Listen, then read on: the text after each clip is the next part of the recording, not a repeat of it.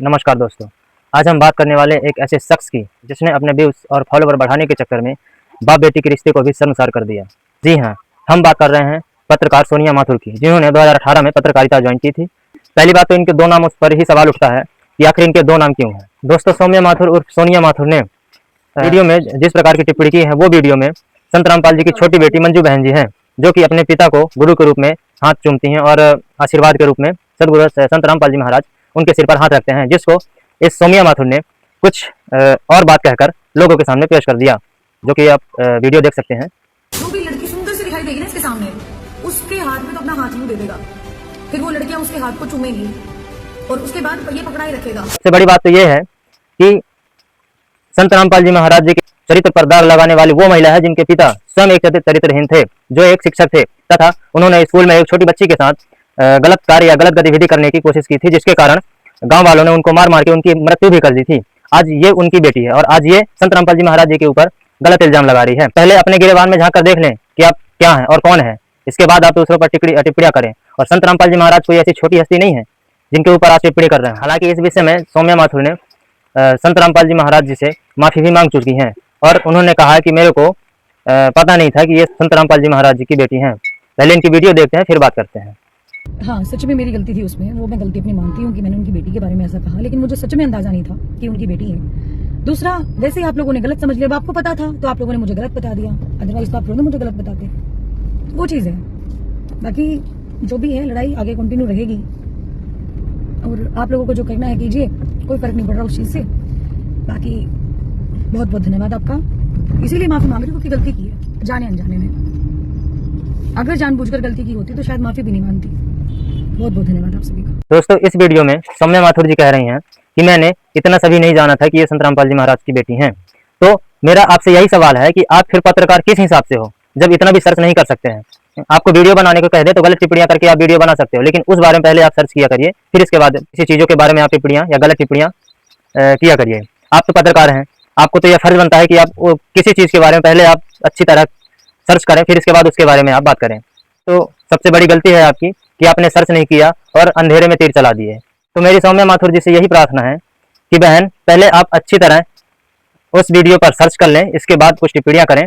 और दूसरी बात, जो व्यक्ति जैसे स्वभाव का होता है ना, उसके मन में वैसे ही बातें आती हैं। तो आपने अगर इस प्रकार की अगर आपके मन में बातें आई तो हो सकता है आप भी उसी प्रकार से हो, जिसका प्रमाण हम आगे आपकी वीडियो के द्वारा ही बताएंगे। तो चलिए स्टार्ट करते हैं। आज मेरे पापा को गए इस दुनिया से 18 साल हो गए हैं। मैं 9 साल की थी जब मैंने अपने पापा को खोया था, और ये रामपाल के चेले उसकी ज्ञान गंगा पढ़ के, उसके नहाए हुए दूध की खीर खा के ऐसे ऐसे कमेंट कर रहे हैं किसी भी बहन बेटी की आईडी पर जाकर, मेरी आईडी पर आकर, जिसको देखने के बाद बड़ा दुख होता है। और मैं प्राउड फील करती हूँ कि शुक्र है कि हमारा परिवार, हमारा घर इस जैसे पाखंडी बाबाओं के परछाई से बचा हुआ है। तुम लोग यही चीजें सीखने के लिए जाते हो क्या इस बाबा रामपाल के पास, ये सारी की सारी गंदगी उगलने के लिए? प्राउड फील कर रहे होंगे आज वो अपनी बेटी के ऊपर, जो पाखंडवाद के खिलाफ लड़ाई लड़ रही हूं मैं। अब ये वीडियो में सौम्या माथुर जी बोल रही हैं कि मेरे पिता मेरे को प्राउड करते थे कि आप ये मतलब मेरी लड़की इतने अच्छे कार्य कर रही है। तो भैया, प्राउड फील तो करते ही होंगे, क्योंकि जिस प्रकार के चरित्रहीन आपके पिता थे, उसी प्रकार की चरित्रहीनता पर आप उतरे हैं। तो प्राउड फील तो होगा ना कि मेरी बेटी मेरे जैसे ही निकल रही है। अब हम एक वीडियो और दिखाते हैं जिसमें ज्ञान गंगा में सृष्टि रचना संबंधित जो भी बातें लिखी हुई हैं, उस बातों को पढ़कर या उस सृष्टि रचना को पढ़कर सौम्या माथुर ने स्वयं एक दुर्गा का रूप ले लिया। नहीं, आप एक बात बताइए, उसके अंदर कुछ काल, दुर्गा, रेप, बलात्कार, कुछ ऐसी बातें भी कही हुई है आपकी ज्ञान गंगा के अंदर, उसको लेकर आप क्या कहेंगे? ये आपकी सृष्टि रचना पेज नंबर 24 पे लिखा हुआ है, युवा होने के कारण लड़की का रंग रूप निखरा हुआ था, ब्रह्मा के अंदर विषय वासना उत्पन्न हो गई और प्रकृति देवी के साथ अभद्र गतिविधि प्रारंभ की। तब दुर्गा ने कहा कि ज्योति निरंजन मेरे पास पिताजी की प्रदान की हुई शब्द शक्ति है, आप जितने प्राणी कहोगे मैं वचन से उत्पन्न कर दूंगी। आप मैथुन परंपरा शुरू मत करो, आप भी उसी पिता के शब्द के अंडे से उत्पन्न तथा मैं भी उसी परमात्मा के वचन से ही बाद में उत्पन्न हुई हूँ। आप मेरे बड़े भाइयों बहन भाई का यह योग महापाप का कारण बनेगा। परंतु ज्योति निरंजन ने प्रकृति देवी की एक प्रार्थना भी नहीं सुनी और अपनी शब्द शक्ति द्वारा नाखूनों से स्त्री इंद्री भंग प्रकृति को लगा दी और बलात्कार करने को ठानी। भक्तों, मैं माँ दुर्गा हूँ। अब मैं आपको दिखाने जा रही हूँ कि किस प्रकार से मैंने सौम्या माथुर को सह शरीर स्वर्ग में भेज दिया है और मैं सौम्या माथुर का रूप धारण करके पाखंडियों से इस देश को बचाने के लिए आई हूँ। अब इस वीडियो से एक चरित्रहीनता का प्रमाण और मिलता है, जैसे कि सौम्या माथुर ने कहा कि मैं एक दुर्गा हूँ और सौम्या माथुर को सशरीर भेज दिया था और अब मैं दुर्गा के रूप में प्रवृत्त ही हूँ। अर्थात ये जब देवी दुर्गा बन गई तो अब तो ये काल की पत्नी हुई, जो अलग ये काल निरंजन जो काल ब्रह्म है उसकी पत्नी हुई। तो कहने का आशय यह है कि काल निरंजन ने इसी देवी दुर्गा के साथ उन्होंने दुष्कर्म किया था और आज वही देवी दुर्गा बन के ये प्रवृत्त हुई हैं।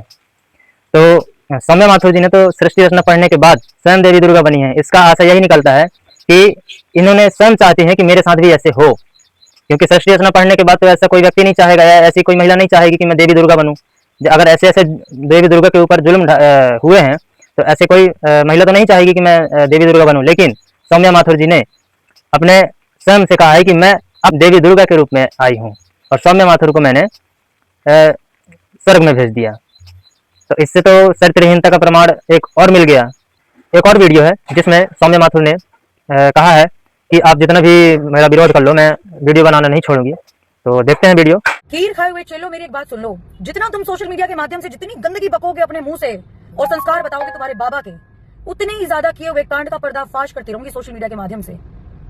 तो सौम्या माथुर जी, आप चाहे जितना वीडियो बना लो और किसी प्रकार की टिप्पणियां कर लो, लेकिन संत रामपाल जी महाराज जी और उनके अनुयायियों में एक दिन का सभी फर्क पड़ने वाला नहीं है। क्योंकि संत रामपाल जी महाराज जी के अनुयायी जानते हैं कि कौन गलत है और कौन सही है, कौन चरित्रहीन है, कौन संस्कारी। संत रामपाल जी महाराज आज तक अपने अनुयायियों को अभी चरित्रहीन होने का ऐसे कभी जो कार्य करने के हैं कभी ऐसे सिखाए नहीं है और आप उन पर आज गलत लांछन लगा रही हो। तो इससे कहने का आशय यही है कि वो लाइन तो सुनी होगी ना कि गंदे लोगों की गंदी सोच, तो सेम ऐसे ही है कि आपके पिताजी जी ऐसे थे और उनकी बेटी तो आप हो। जब उनका खून आपके अंदर है तो आप भी ऐसे ही होंगे। तो इससे तो सीधा साधा प्रमाण यही मिलता है कि आप चरित्रहीन हो, और आप जब चरित्रहीन हो तो आप फिर संत रामपाल जी महाराज जी की ऐसे बोलेंगे ही।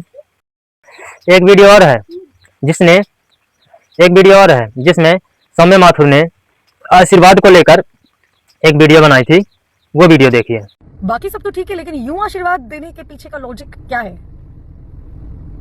कमेंट करके बताना जरा, मेरे ना दिमाग में घूम रही है प्रश्न। अब इसमें आप देख लो कि उनके सौम्या माथुर के आशीर्वाद देने या उसकी आकार बनाने का तरीका किस प्रकार है।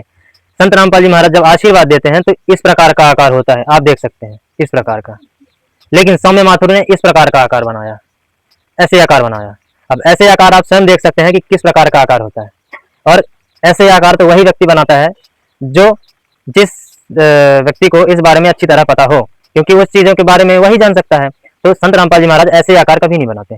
संत रामपाल जी महाराज जी का ऐसा आकार है, और ये जो आशीर्वाद देने का आकार है ना, ये ध्यान मुद्रा का आकार है। ऐसे आशीर्वाद तो भगवान शिव हैं, वो भी आशीर्वाद देते हैं, और ये ध्यान मुद्रा का आकार है। और ये सौम्या माथुर जो है ध्यान मुद्रा के आकार पर ये उंगली कर रही है या सवाल उठा रही है। जो व्यक्ति ऐसे आकार बना दे तो आप स्वयं समझ सकते हो कि वो किस प्रकार की चरित्रहीन लड़की हो सकती है। एक और वीडियो है संत रामपाल जी महाराज जी के प्रति। जब संत रामपाल जी महाराज जी ने किसानों के खेतों में जब बाढ़ आई थी तो उनको पानी उतारने के लिए पाइप और मोटरें भेजी थी, उसके विषय में ये सौम्या माथुर स्वयं अपनी पत्रकारिता के रूप में, मीडिया के रूप में उन्होंने प्रमाण दिया था और इन सबको चीजों को बताया था। अब हरियाणा का कोई भी गांव पानी के अंदर नहीं डूबेगा, बाढ़ के अंदर नहीं डूबेगा। एक ऐसी संस्था से मैं आपको रूबरू करवाने जा रही हूँ जिसका नाम भी आपने सुना है, काम भी आपने सुना है, और इस बाढ़ के टाइम पर अगर गांव वालों के लिए, बाढ़ पीड़ितों के लिए वरदान साबित हो रहे हैं तो वो जगत गुरु तत्वदर्शी संत रामपाल जी अप्रूव हो रहे हैं। क्योंकि अभी तक मैं बात करूं तो 200 से ज्यादा गांव वालों की ये मदद कर चुके हैं और ऐसा काम करके दे रहे हैं कि गांव के अंदर कोई भी अगर बाढ़ आ जाती है तो कोई भी बाढ़ के अंदर नहीं डूबने वाला है। पीछे दाहिमा गांव के अंदर मदद की गई, और अब की बात करें तो इनकी जो सवारी है, वो काफिला है, वो भोजराज गांव के अंदर पहुंच चुका है। और आज वही सौम्या माथुर संत रामपाल जी महाराज के ऊपर गलत टिप्पणी लिख रही है। तो इसका मतलब तो यही है ना कि ये पैसे के चक्कर में या फॉलोवर या अपने व्यूज बढ़ाने के चक्कर में इतने हद तक गिर सकती हैं, ऐसे कभी आपने कभी सोचा नहीं था। अब इसमें सौम्या माथुर जी कह रही हैं कि संत रामपाल जी महाराज दूध से नहाते थे और उसी दूध से खीर बनाकर अपने अनुयायियों को प्रसाद के रूप में देते थे। तो सौम्या माथुर जी, क्या आपने कभी जाकर देखा है कि संत रामपाल जी महाराज दूध से नहाते थे? और क्या आपके पास कोई सबूत है, कोई वीडियो रूपी कोई सबूत है जिसमें आप कह सकते हैं कि संत रामपाल जी महाराज जी दूध से नहाते थे और उनकी खीर बनती थी जिसके संत रामपाल जी अनुयायी खाते थे? तो मेरा आपसे यही प्रार्थना है कि बहन, पहले उन चीज़ों को अच्छी तरह सर्च कर लें, नहीं तो वरना फिर से वैसे ही माफी मांगनी पड़ जाएगी जैसे कि आपने अभी माफी मांगी है। तो मेरा कहना यही है कि पहले आप अच्छी तरह से उस चीज़ के बारे में सर्च कर लें, इसके बाद वीडियो बनाया करें। ऐसे अंधेरे में तीर चलाने वाली बात मत किया करिए। जिस प्रकार अंजना कश्यप को संत रामपाल जी महाराज जी से माफी मांगनी पड़ी ना, ठीक उसी प्रकार आगे चलकर आपको भी माफी ना मांगनी पड़ी तो आप देख लेना। अभी तो फर्स्ट वीडियो में आपने माफी मांगी है, ऐसे सारी वीडियो में आपको माफी मांगनी पड़ेगी, आप देख लेना।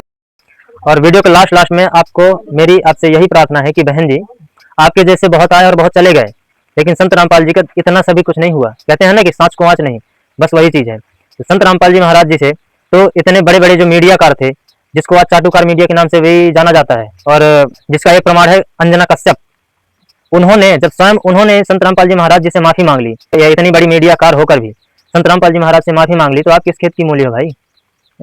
तो आप जितना भी वीडियो बनाओ, कैसे भी कुछ भी बनाओ, इन सब से संत रामपाल जी महाराज के अनुयायियों को कोई फर्क नहीं पड़ने वाला, क्योंकि संत रामपाल जी महाराज जी के अनुयायी जानते हैं कि कौन व्यक्ति सही है और कौन व्यक्ति गलत है।